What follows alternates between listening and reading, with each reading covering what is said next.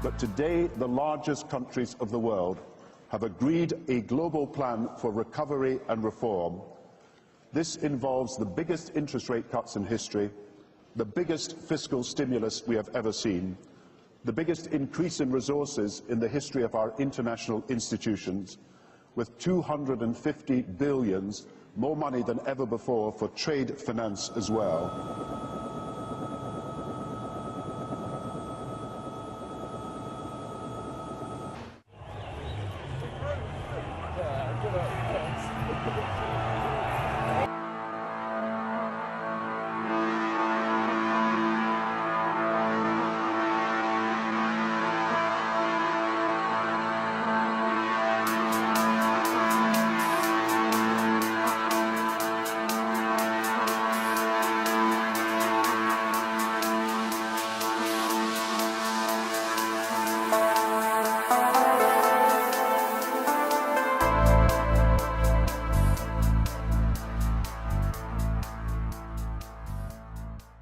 Did you hear about the bailouts? No, what about the bailouts? The governments have announced the taxpayers will make money on the bailouts. Should I believe them? Depends. Do you believe the politicians are honest? No. Do you believe the bankers are fair? No. Do you believe that the 2 + 2 = pink? No. I definitely do not believe that the 2 + 2 = pink. Then you should not believe we'll make money on the bailouts. But how could the governments claim such a thing? By conveniently ignoring the backdoor bailouts. What is a backdoor bailout? A backdoor bailout is like any other bailout, except the governments lie and say it wasn't a bailout. But what was the main bailout? The main bailout was the TARP program. What is the TARP program? A program where the governments used the taxpayer dollars to buy the shares in the banks. Why did they buy the shares? Because they said the banks were too big to fail, and if they failed, there would be too many foreclosures and no new mortgages. So after the governments bought the shares, did the banks stop the foreclosures? No. Did they give the mortgages? No.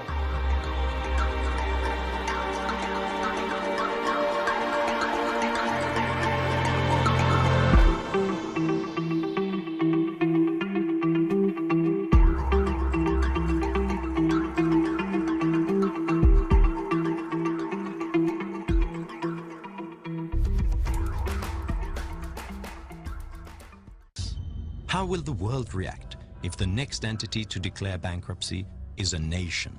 Who is next in line if that were to happen? Some houses of cards have already started falling. This is Iceland, until recently one of the richest nations in the world. When the crisis hit, the Icelandic banks collapsed. The Icelandic stock market crashed, leaving the debt with a small population. For the first time in 50 years, this peaceful country saw riots.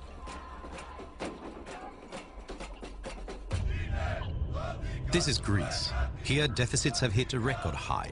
The national debt is approaching 135% of GDP. The market wants higher interest rates for Greek loans, increasing the pressure on its strained economy. It seems like the Greek government needs a bailout to avoid collapse. Italy, Spain, Portugal, and Great Britain are other EU nations with similar problems.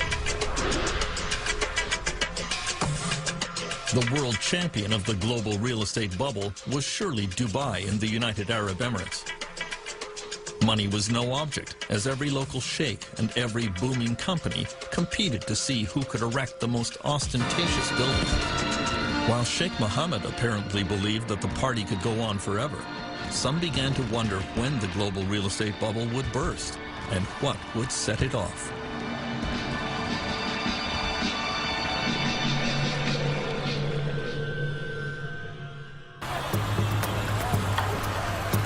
The interconnectedness of the world economy became starkly apparent in late 2008 in China. Shaoxing is China's textile capital and was among the first places to be hit by the full impact of the global financial crisis.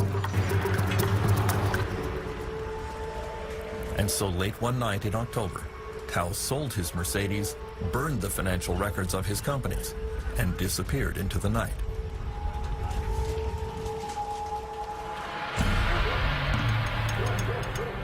Cal wasn't the only one. Dozens of Chinese factory owners did exactly the same thing. There was a wave of bankruptcies in the Chinese industrial sector in late 2008, and millions of Chinese workers were suddenly thrown onto the street. Many textile and toy factory workers were owed months of wages.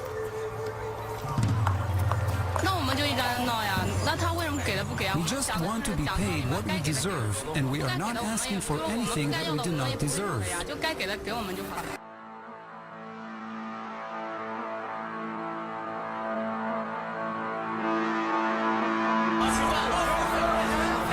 Soudain, l'ensemble des établissements bancaires ont compris que personne n'était à l'abri et que toute banque pouvait tomber.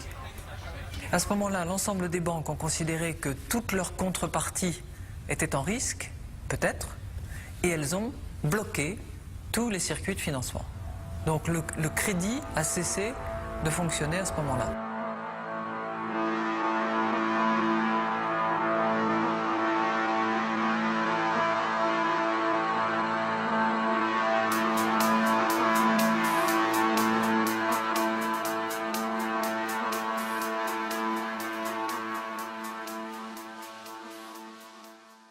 Almost 90% of total global trade between continents is shipped by sea.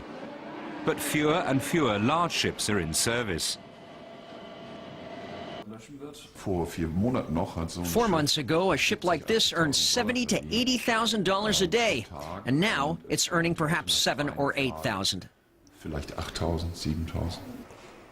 And you can also see that beginning in September, when the Lehman Brothers crisis began, there was a significant drop in business, affecting ships of all sizes.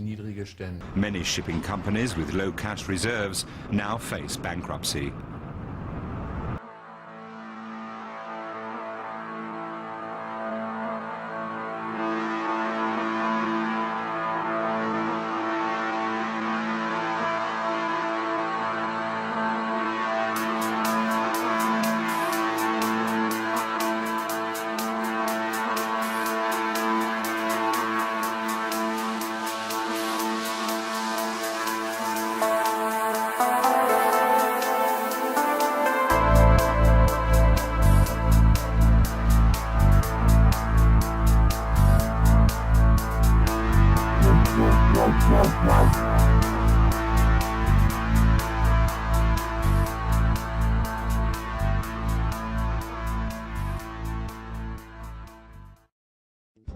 Meet Uncle Sam.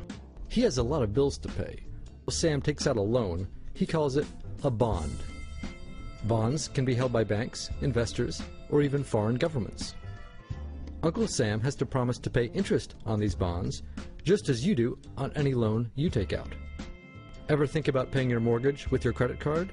That's exactly what Uncle Sam does. He takes out new loans, new bonds, so that he can make payments on the old ones. All those loans, and especially all that interest, adds up.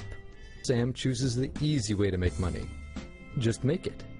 He calls up the Federal Reserve, which is our central bank, and, like magic, dollars are created and deposited in banks all around America. The problem is that the more of something there is, the less it's worth. Same goes for the US dollar. The more dollars there are, the less each one will buy.